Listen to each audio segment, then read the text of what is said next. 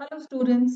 आज मैं अपने इस वीडियो में आपको एक्सरसाइज 3.1 का क्वेश्चन नंबर 1 सिखाऊंगी, जिसके अंदर उसने ये बोला है कि आप इस पर्टिकुलर फिगर को देखिए और उसको क्लासिफाई कीजिए आउट ऑफ दीज 5। और ये क्लास 8 चैप्टर 3 अंडरस्टैंडिंग क्वाड्रिलैटरल का फर्स्ट क्वेश्चन है। कोई भी फिगर को क्लासिफाई करने से पहले ये डेफिनेशंस आपको अच्छे से नोन होनी चाहिए। तो थोड़ा सा मैं आपको इस चीज का रिकैप दूंगी और फिर हम इस क्वेश्चन को सॉल्व करते हैं। आपने क्लास 7th में डेफिनेशन पढ़ी है कर्व की। What is a curve? Curve is anything that you can do without lifting the pencil. So you can draw any image that you want to feel like, and anything that you're drawing without lifting the pencil is making a curve. You can also make a triangle in making a curve. So anything that you are drawing without lifting the pencil is called a curve. तो हम एक simple सी line बना लेते हैं ऐसे। अब हम आते हैं ओपन कर्व। अब ओपन कर्व आप जब समझ पाएंगे जब मैं कर्व के डेफिनेशन में एक क्लोज्ड बना देती हूँ और एक ओपन बना देती हूँ। ओपन कर्व का मतलब ये होता है कि अगर मैं किसी पॉइंट ए से स्टार्ट कर रही हूँ and I draw anything but it finishes and it does not meet the starting point, it's an open curve.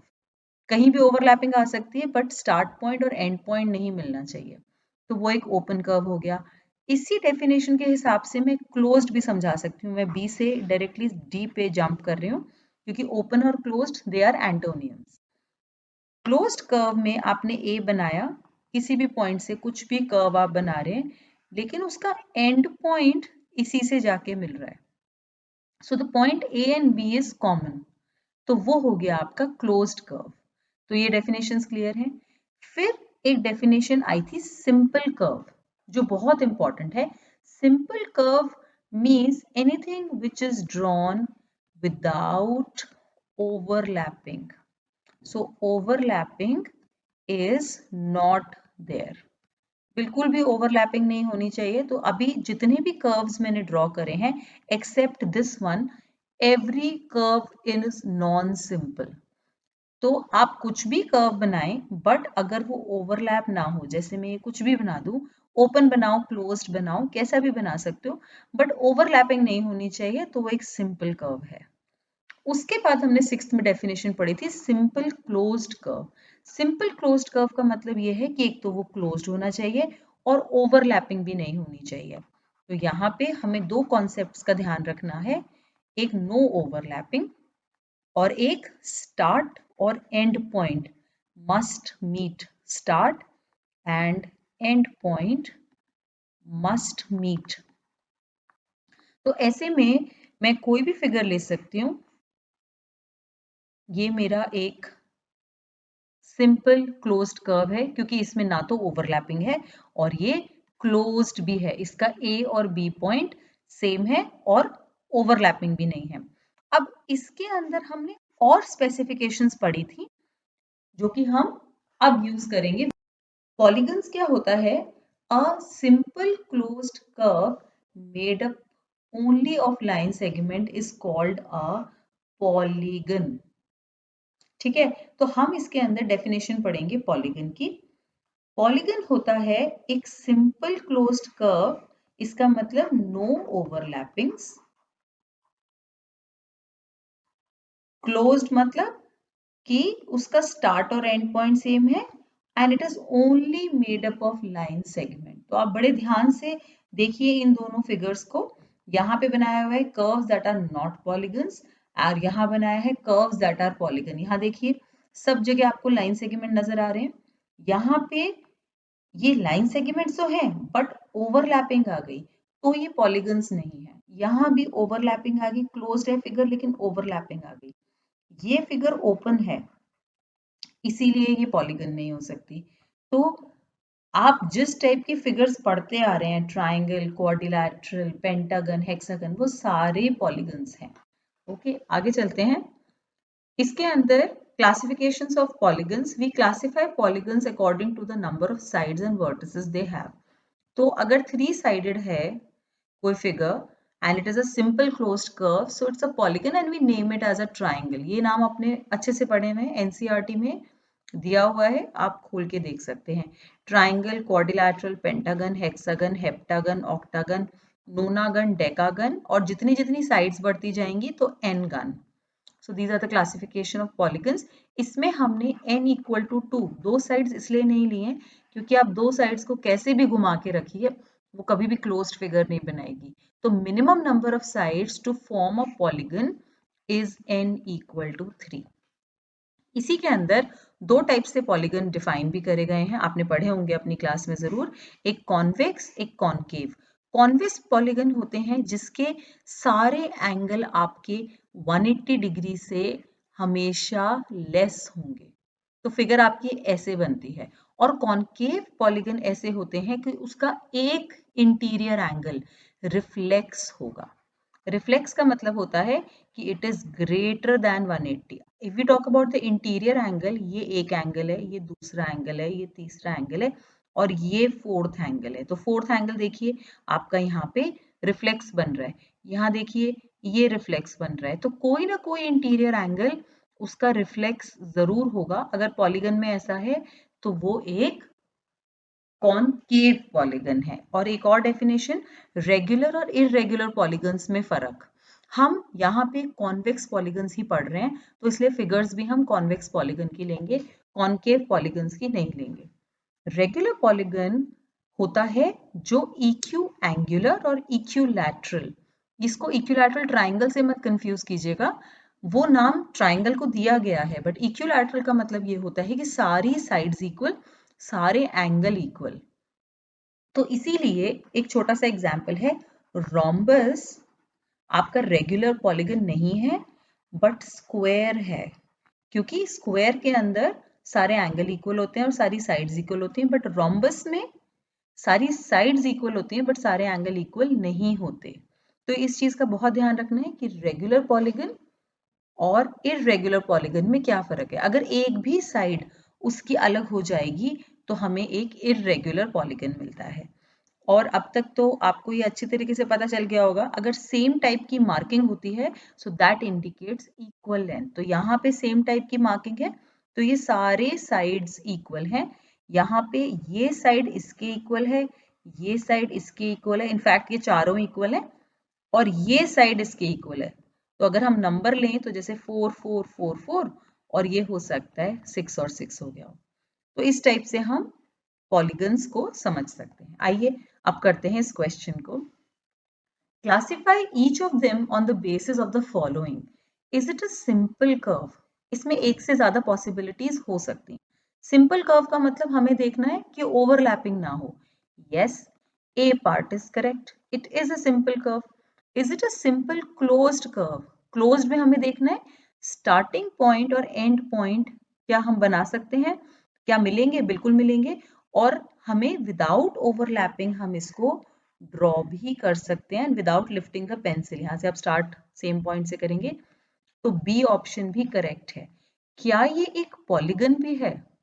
Polygon का मतलब वो सिंपल क्लोज्ड कर्व होना चाहिए and it should be made up of line segments, जो true है. तो सी भी possibility true है. Is it a convex polygon? Convex polygon के लिए आप इसके इंटीरियर एंगल देखिए. एक ये एंगल है, एक ये एंगल है, एक ये एंगल है, एक ये एंगल है और एक ये एंगल है. ये देखिए ये 180 से ज्यादा है. तो ये कॉन्वेक्स पॉलीगन बिल्कुल नहीं है, ये एक कॉनकेव पॉलीगन है. तो इस तरीके से अगर आपको डेफिनेशंस अच्छे से क्लियर हैं तभी आप ये क्वेश्चन कर पाएंगे. इसी के अंदर हम चलते हैं क्वेश्चन नंबर 1 के सेकंड पार्ट पे. अब मैं यहाँ पे राइट या रॉन्ग लगाऊंगी. Is it a simple curve? Without overlapping बना सकते हैं, बिल्कुल बना सकते हैं. एक जगह से स्टार्ट कीजिए आप और ये बन गया. सिंपल क्लोज्ड कर्व है? बिल्कुल है, क्योंकि ओवरलैपिंग भी नहीं है और क्लोज्ड भी है. क्या पॉलीगन है? सिर्फ लाइन सेगमेंट से बना है? हाँ जी बना है. कॉन्वेक्स, कॉन्वेक्स के लिए आप इसके एंगल्स चेक करेंगे. It should be less than 180. ठीक है, 180 के अंदर आपको डिग्री नहीं मेजर करना है, जस्ट ये देखना है कि ये जो एंगल फॉर्म हो रहा है एक्यूट है, ऑब्ट्यूज है, रिफ्लेक्स है. तो इसमें सारे एंगल आपको 180 से कम दिख रहे हैं, इट इज एविडेंट. तो ये कॉन्वेक्स है। अगर पॉलीगन कॉन्वेक्स है तो कॉनकेव नहीं हो सकता। So that's a possibility in second part. Third, is it a simple curve? Simple curve means anything which can be drawn without overlapping. But क्या ये कर्व भी है? कर्व की मैंने आपको डेफिनेशन बताई थी स्टार्टिंग ऑफ द वीडियो में कि anything that can be drawn without lifting the pencil. इस सर्कल के बाद मैं बाहर कैसे जाऊं without lifting? So it is not even a curve. तो जब ये कर्व ही नहीं है तो आगे की डेफिनेशंस तो सारी क्रॉस हो जाएंगी। It is nothing, it is nothing. Let's go to the fourth part. अब हम देखते हैं क्या ये एक सिंपल कर्व है। ओवरलैपिंग्स आ रही हैं, कितनी सारी ओवरलैपिंग्स है। We can point out anything, so it's not a simple curve. Simple closed curve, जब सिंपल ही नहीं है तो सिंपल क्लोज्ड कर्व कैसे होगा? पॉलीगन, जब सिंपल क्लोज्ड कर्व ही नहीं है तो पॉलीगन कैसे होगा? और जब पॉलीगन ही नहीं है तो कॉन्वेक्स या कॉनकेव का तो सवाल ही नहीं उठता। तो सारे ऑप्शंस गलत हो गए। चलिए अब फिफ्थ पार्ट देखते हैं।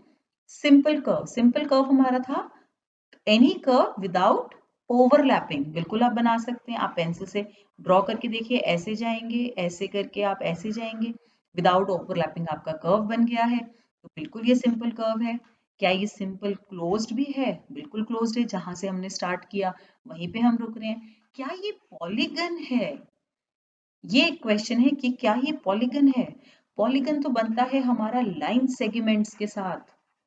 तो जब हमारा पॉलीगन लाइन सेगमेंट्स के साथ बनता है वो तो है ही नहीं, यहाँ पॉलीगन नहीं है। और अगर पॉलीगन ही नहीं है तो कॉन्वेक्स और कॉनकेव होने का तो सवाल ही पैदा नहीं होता। तो दोनों ऑप्शंस कट जाएंगे। ये सिंपल कर्व है और सिंपल क्लोज्ड कर्व है। चलिए ऑप्शन नंबर 5 के बाद, हाँ ये 6, ये एक पेज लगता है कुछ ऊपर नीचे हो गया, कोई बात नहीं। 6 वाला क्वेश्चन अब देखिए। Simple curve, no overlapping, yes it's a simple curve. Simple closed, yes. Polygon, no. Why? Because it has absence of line segments. कहाँ है line segments? दो आपको थोड़े थोड़े दिख रहे होंगे, यहां से आपको लग रहा होगा कि हाँ ये सीधे सीधे तो हैं, बट यहाँ कर्व भी तो आ गया। ठीक है बेटा, तो फिर इसके अंदर अगर कर्व आ जाता है तो फिर ये पॉलीगन नहीं रहता। तो कॉन्वेक्स पॉलीगन और कॉनकेव तो हमारे नहीं होंगे क्योंकि वो पॉलीगन नहीं है। इस फिगर पे चलते हैं। सिंपल कर्व है, yes, no overlapping. Simple closed, yes, no overlapping. Polygon, दो लाइन सेगमेंट्स दिख रहे हैं हमको, बट कहीं कर्व भी आ रहा है और जो लाइन सेगमेंट नहीं है आ रहा है, तो पॉलीगन नहीं हो सकता। तो फिर कॉनकेव और कॉन्वेक्स भी नहीं होगा। Last part 8th। अब इसको आप बना के देखिए, ये बनता है कि नहीं? बन जाएगा। ऐसे करेंगे और ये ऐसे करेंगे, ठीक है। बट क्या, अच्छा ठीक है, पहले सिंपल कर्व बोलते हैं, नो ओवरलैपिंग, करेक्ट। क्या ये क्लोज्ड कर्व है? हमने इस पॉइंट से स्टार्ट किया, यहां गए, नीचे गए और इस पॉइंट पे एंड किया। क्या मेरा स्टार्ट पॉइंट और एंड पॉइंट सेम है? नहीं। तो ये सिंपल क्लोज्ड कर्व नहीं है। तो पॉलीगन भी नहीं है, कॉन्वेक्स पॉलीगन भी नहीं है, कॉनकेव पॉलीगन भी नहीं है। So this is the explanation of question number 1. Definitions आपको quadrilateral के चैप्टर में बहुत अच्छे से आनी चाहिए, क्योंकि आगे आगे हम छोटी छोटी प्रॉपर्टीज पढ़ेंगे जो आपके स्पेशल काइंड्स ऑफ क्वाड्रिलैटरल में यूज होंगी। मैं अपने नेक्स्ट वीडियो में आपको क्वेश्चन नंबर 2 करने का तरीका समझाऊंगी जो बेस्ड है डायगोनल्स पे। इस क्वेश्चन के रिगार्डिंग आपको कोई भी क्वेरी हो तो आप कमेंट सेक्शन में पोस्ट कर सकते हैं। Thank you. For more study material like worksheets, sample papers, past year question papers, NCERT solutions, revision notes, just visit to our website www.studiestoday.com. And if you love this video, just hit the like button and do subscribe our channel. Follow us on Facebook, Instagram and LinkedIn. Links are in the description.